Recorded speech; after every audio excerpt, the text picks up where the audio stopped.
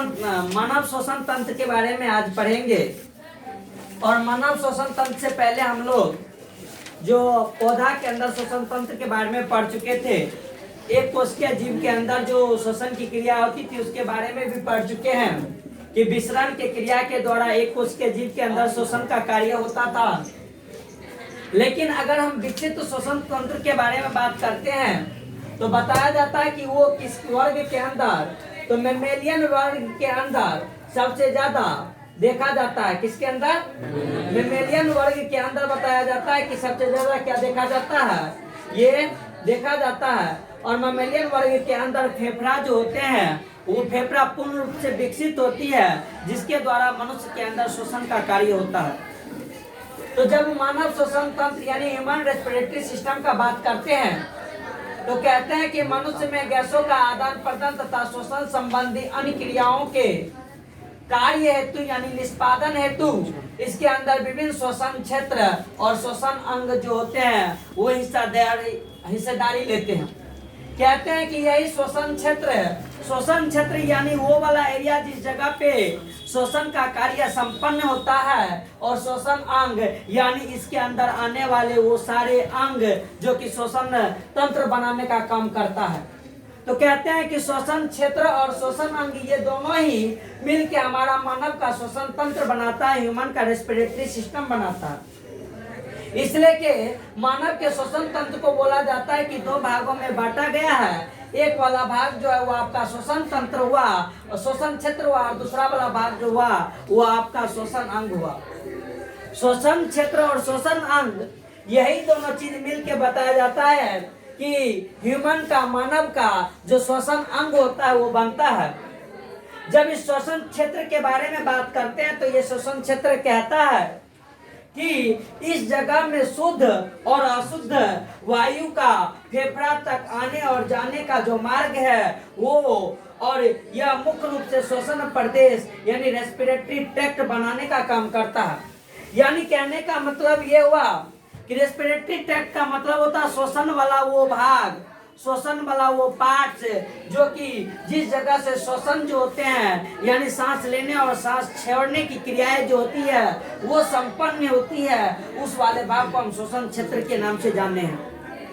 यानी फेफड़ा के अंदर वो भाग जहाँ पे शुद्ध तथा अशुद्ध वायु का यानी कहने का मतलब प्योर एयर जो होते हैं फेफड़ा में, वो जो आने जाने का जो मार्ग होता है वो वाला मार्ग आपका श्वसन क्षेत्र हुआ।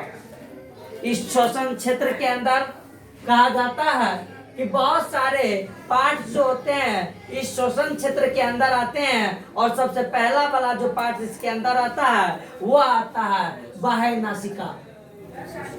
बाह्य नासिका का जब हम इसके अंदर बात करते हैं तो बाह्य नासिका का मतलब हुआ है कि बाह्य का मतलब बाहर वाला और नासिका का मतलब नाक का हिस्सा।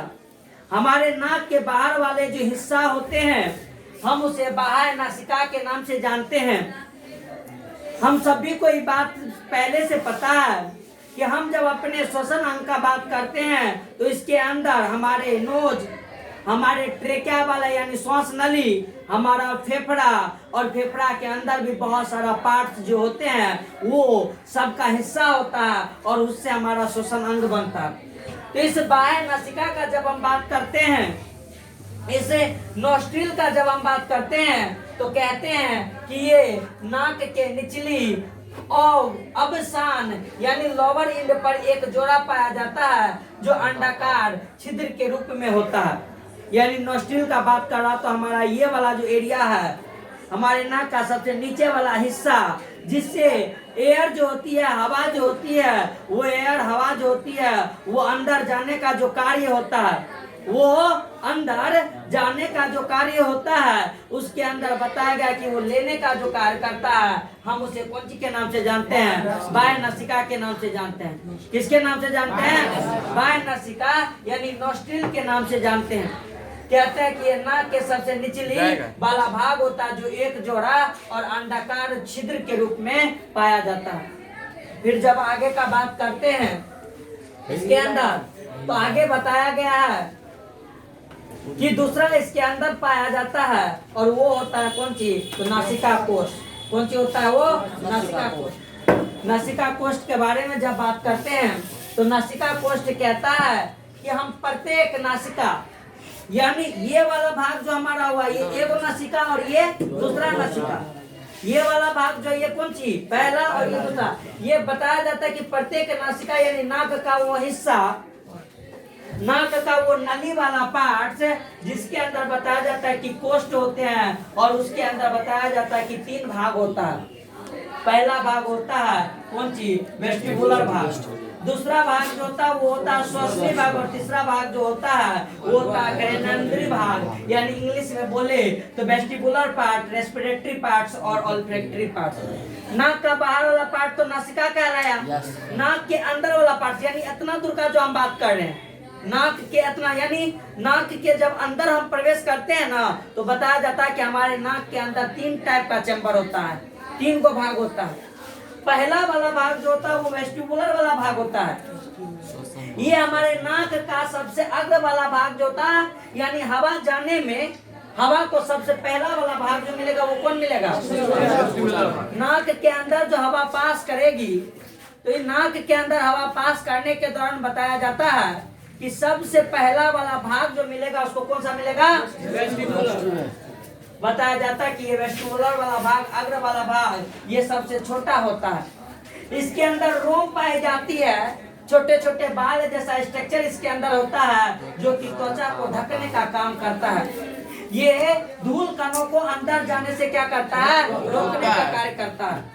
हम इस बात को जानते हैं कि हमारा नाक का सबसे आगे वाले भाग, जिस भाग में बाल पाई जाती है, वो हमारे इस हवा से जाने वाले जो कण होते हैं, बड़े बड़े कण होते हैं, उस कण को बताया जाता है कि हमारे नाक के अंदर प्रवेश करने से बचाने का काम जो करता है वो कौन सा वाला भाग करता है?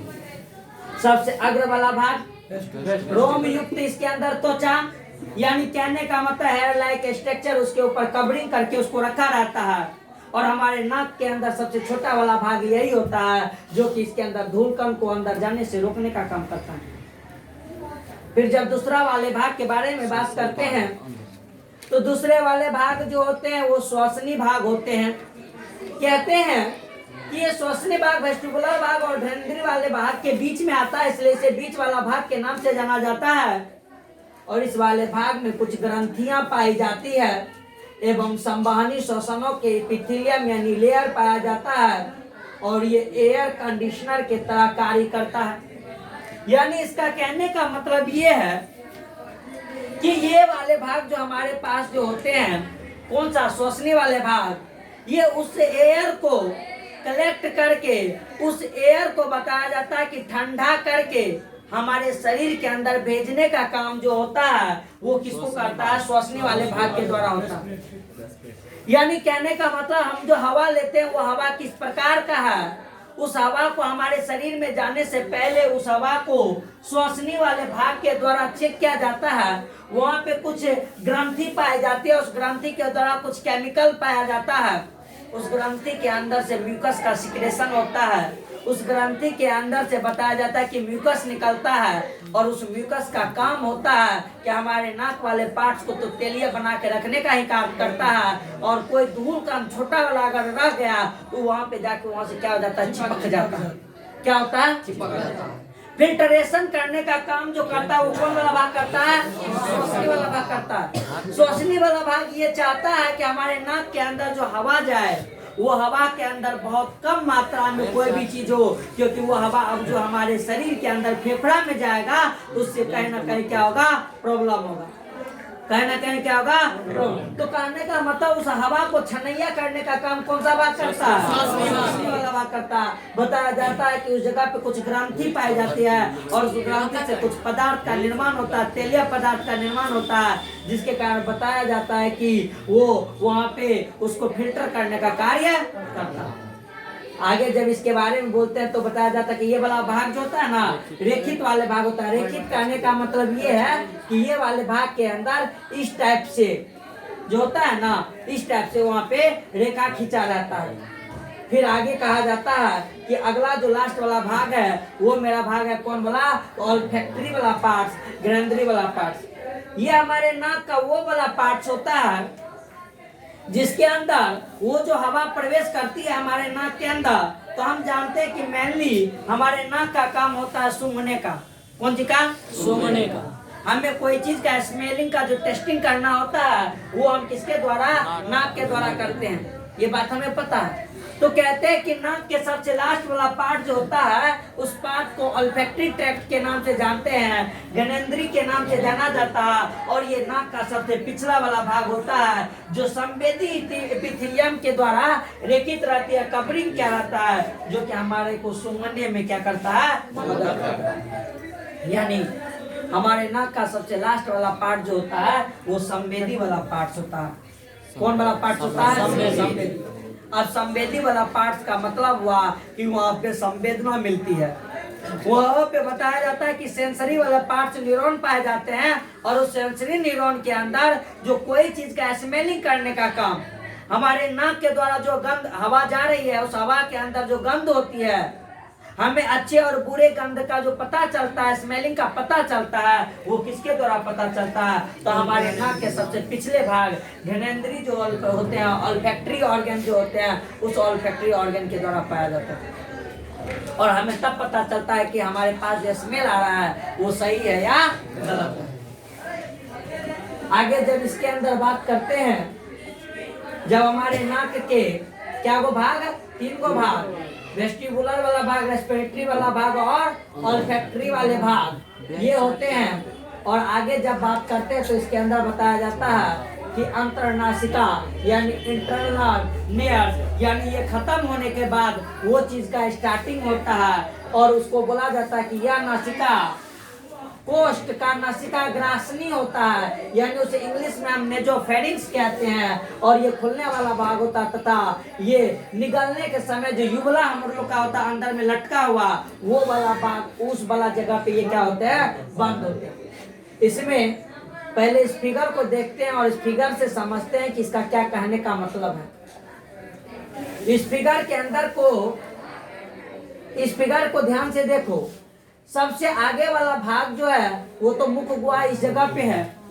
सबसे इसका ये वाला पार्ट जो होता है ये नासिका वाला पार्ट होता है। कौन सा वाला पार्ट होता है? नासिका। और ये नासिका के ये अंदर वाला भाग जो है, इस अंदर वाले भाग में ही बताया जाता है कि 3 पार्ट्स है। क्या पार्ट्स है? 3 पार्ट्स। क्या पार्ट्स है? 3 पार्ट्स।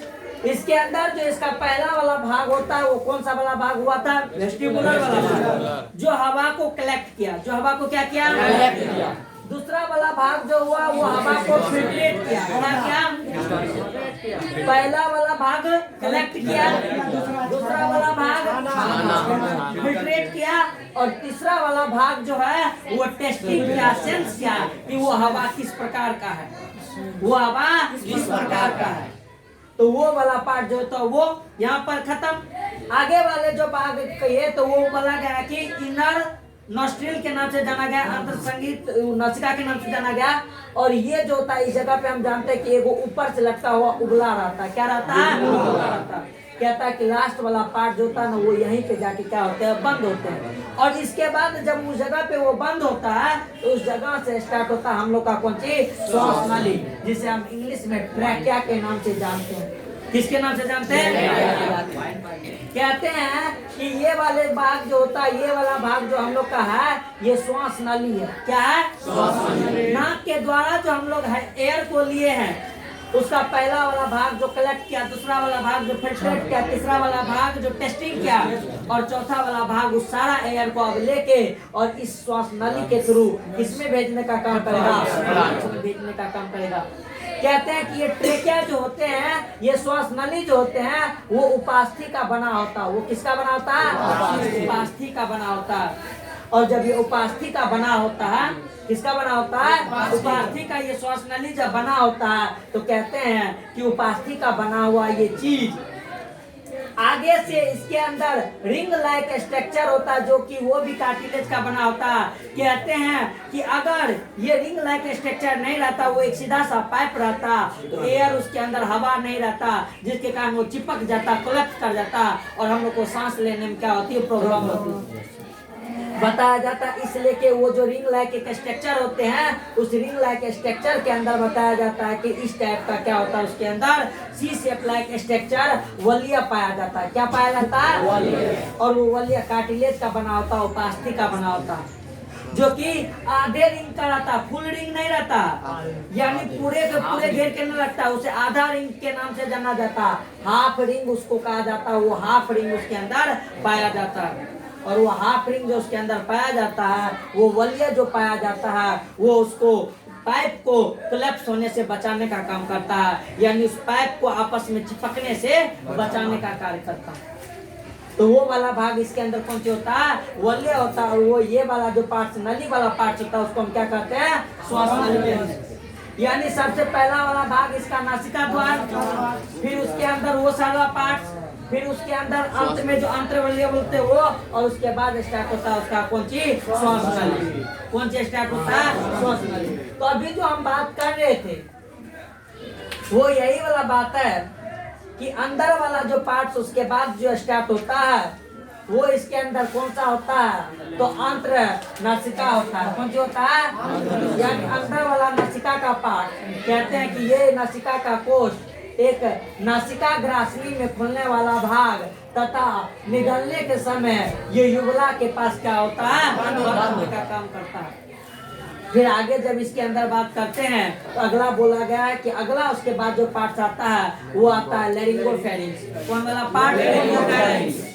कौन वाला पार्ट? लैरिंगोफैरिंक्स। देख, हम एक बार डाइजेस्टिव सिस्टम के अंदर तुमको बताए थे कि हमारे पास एपिग्लोटिस एक जगह पाया जाता है, और उस जगह हम तुमको बताए थे कि इस जगह पे एगो क्या होता है? श्वास नली होता है, एगो होता है निगल द्वार, एगो होता है सांस नली, एगो होता है निगल द्वार और एगो क्या होता है? सांस द्वार। और उसके ऊपर ये एपिग्लोटिस का एक फ्लैप था। हम बोले थे कि जब हम सांस लेते हैं तो उस समय वो हवा जो होती है सांस द्वार के द्वारा हमारे फेफड़ा में जाएगा, और जब खाना खाते हैं तो उस समय जो होता है हमारे निगल द्वार के द्वारा, फूड पाइप के द्वारा भोजन उससे होके जाएगा। हम ये बात तुमको बोले थे। तो वही वाला बात जो था, ये जो बताया है कि लैरिंगोफैरिंक्स कहते हैं कि ये ग्रासनी का निचला भाग है जिसमें पतला छिद्र होता है जिससे ग्लोटिस कहते हैं, और ये निगलने के समय एपिग्लोटिस के द्वारा क्या हो जाता है? बंद हो जाता है। यानी इसी जगह पे क्या पाया गया? एपिग्लोटिस, ग्रासनी वाला भाग है। ये कौन वाला भाग है? ओसोफेगस जहाँ से स्टार्ट होता है ना, उस ओसोफेगस वाले भाग के बारे में ही बात कर रहा है। इस जगह पे दो एक छिद्र होते हैं, वो छिद्र जो होते हैं जब हम सांस लेते हैं तो उस जगह पे एपिग्लोटिस जो होता है वो निगल द्वार को क्या कर देता है? बंद कर देता है, और हवा को सांस द्वार के थ्रू हम लोग के शरीर के अंदर भेजने का कार्य करता है। तो वो वाला लैरिंगोफैरिंक्स वहीं पे होता है। एगो है लैरिंग्स। लैरिंग्स का जब बात करते हैं तो कहते हैं कि हमारे अंदर ये जो एडम्स एप्पल होता है, फुला हुआ भाग जो गला में होता है, उस वाले पार्ट्स को हम किसके नाम से जानते हैं? लैरिंग्स के नाम से। कहते हैं कि इसको वॉइस बॉक्स के नाम से भी जाना जाता है। यानी हमारे द्वारा जो अभी आवाज बनाई जा रही है, हमारे मस्तिष्क के द्वारा जो आवाज क्रिएट किया जा रहा है, वो आवाज का फैक्ट्री कौन है? हमारा लैरिंक्स। कौन है? हमारा लैरिंक्स है, जो कि लैरिंगोफैरिंक्स के नीचे रहता है। इसी लैरिंक्स के अंदर, इसी ध्वनि पेटी के अंदर, वॉइस बॉक्स के अंदर आवाज बनने का काम होता है। और कहते हैं कि ये नर के अंदर अधिक विकसित होते हैं, जबकि किशोरावस्था में ये नर में भारी आवाज के लिए कौन सी होते हैं? उत्तरदायी होती है। यानी कहने का मतलब ये हुआ कि मादा के अंदर ये कम विकसित होते हैं, और मादा जो होते हैं वो उसके अंदर भारी आवाज नहीं होती है। आगे जब इसके अंदर बात करते हैं तो आगे हम लोग का जो टॉपिक है वो है श्वास नली या ट्रेकिया। कौन सी है? श्वास नली और ट्रेकिया। श्वास नली या ट्रेकिया।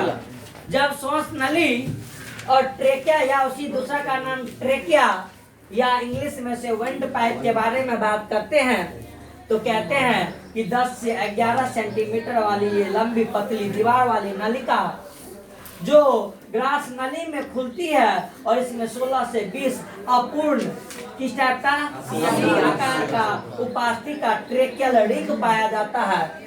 यानी हम जो अभी बात बोले थे, इस टाइप का, ये सी टाइप का जो स्ट्रक्चर है जिसे हम ट्रेकियल रिंग के नाम से जानते हैं, वो किसका बना होता है? अस्थि का मतलब होता है हड्डी, अस्थि का मतलब हड्डी, और उपास्थि का मतलब होता है हड्डी। वो हड्डी जिस चीज से बनता है ना, वो उपास्थि होता है। क्या होता है? बचपन के दिनों में हमारे शरीर के अंदर उपास्थि होता है, लेकिन टाइम टू टाइम जब हम खाना पीना खाते हैं तो वो उपास्थि मजबूत होके अस्थि में चेंज हो जाता है, बोन में, हड्डी में चेंज हो जाता है। तो मेरे कहने का वही मतलब है कि इस जगह पे किसका पाया जाता है? ट्रेकियल रिंग पाया जाता है। ट्रेकियल का मतलब इस जगह का मसल्स के अंदर कभी कभी कॉन्ट्रैक्शन और रिलैक्सेशन भी देखा जाता है, तो कहते हैं कि वो ट्रेकियल रिंग होते हैं। और यह सूडो स्ट्रेटिफाइड सिलेटेड एपिथेलियम, ये एपिथेलियम का उपपरत का नाम है, जिसको हम बोलते हैं सूडो स्ट्रेटिफाइड सिलेटेड एपिथेलियम। इसी के द्वारा उसका जो मांस लेयर होता है अंदर वाला, वो इसी लेयर का बना होता है। यानी हमारा ट्रेकिया का लेयर जो होता है ना, वो किसका बनाता है? एपिथेलियम का। किस लेयर का? तो pseudo stratified chelated. Pseudo stratified chelated का मतलब होता है फॉल्स पिलर लाइक स्ट्रक्चर, लेकिन उस जगह पे छोटे छोटे सीलिया पाया जाता है। क्या पाया जाता है? सीलिया का मतलब होता है, देखो हम जानते हैं कि हमारे इस गला के अंदर जो अपशिष्ट पदार्थ होता है, क्या गला के द्वारा अपशिष्ट पदार्थ को हमारे नाक या मुंह के द्वारा बाहर फेंका जाता है? नहीं फेंका जाता है। अरे हमारे द्वारा जो कफ निकलता है, वो सब गला से ही ना बाहर आता है। नीचे वाला हिस्सा, ये तो नीचे वाला हिस्सा है, उसको कहाँ चला जाना चाहिए? नीचे। लेकिन हम उसको कहाँ निकालते हैं? ऊपर बाहर निकालते हैं ना, उस जगह पे पाया जाता है। इस जगह पे सीलिया पाया जाता है। क्या पाया जाता है?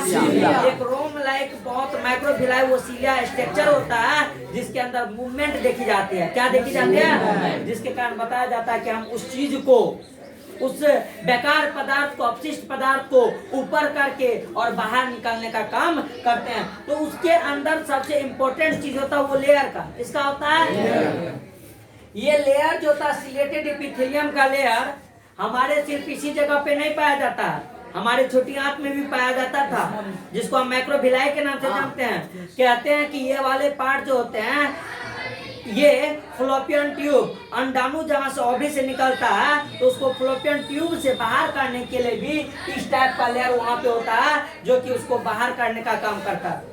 जो क्या करने का काम करता है? बाहर करने का काम करता है। और उसके द्वारा क्या होता है? रेखित होता है। अब बताया जाता है कि ट्रेकियल रिंग, ट्रेकिया से वायु निकलते समय उसके अंदर विध्वंस होने से क्या करता है? बचाता है। यानी जब हम सांस निकालते हैं या सांस लेते हैं, तो कोलैप्स होने से, दोनों को आपस में टकराने से बचाने का काम जो करता है, वो कौन करता है? उसके अंदर ट्रेकियल रिंग करता है।